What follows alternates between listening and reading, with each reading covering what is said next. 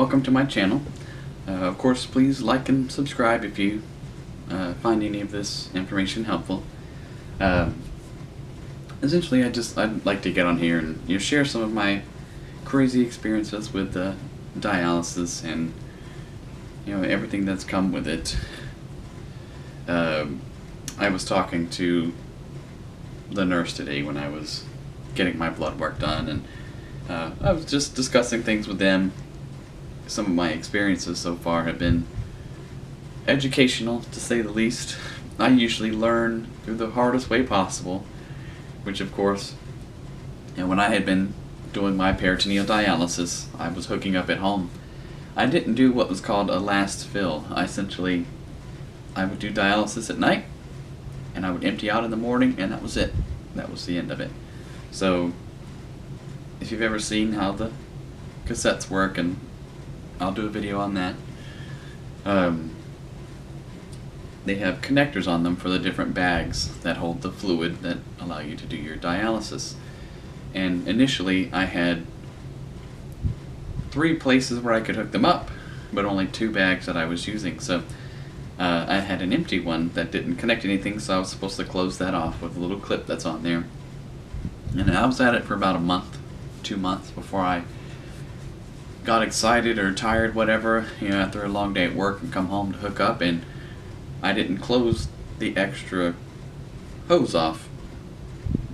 And sure enough, after I did about 2 exchanges and enough of the fluid had been taken out of the second bag, there was a vacuum that was strong enough to pull air into the machine through the hose that I did not clip off, and it pumped it right into my peritoneum. Needless to say, I have never made that mistake again, because it was one of the most painful experiences of my life. And this is coming from someone who's had seizures multiple times. I've bashed up my teeth and everything else. It doesn't compare to having air rolling around in your stomach, because whenever I would move, the pain would move, and the air was actually moving and pushing on nerve endings, so I would feel a tremendous pain, what was apparently in my heart, or if I would move over, lean one way or the other, I could feel it. It felt like it was in my, my deltoids, in my, almost between my shoulder blades. So it was a horrible experience, and I called the dialysis center, and Maria, was one of the nurses, was able to tell me a way to get it back out, which was essentially I hooked up with a manual bag instead of using the machine. I filled up, and I essentially had to make sure that my hips were higher than my shoulders, because my tube is in my peritoneum, which is, on the lower part of my torso. So whenever I would put my shoulders down and my head on the floor and my butt up in the air would rise up, and the water pressure from the manual bag that I put in my tummy, and then I just drained out, and it actually pushed all the air out, and that was the end of my 2 or 3 hours of thriving pain while I tried to figure out how to fix this issue. It was very educational. So I've never done that again, and I will never do that again. I always make sure that the clips are closed. And of course now I have a last fill, which is essentially a little tiny bag that I fill up with in the morning, and it stays in until I decide to take it out. I usually just leave it in all day, and then I'll empty out at night right before I hook up again, because it's only 2 liters and it's not enough to bother me.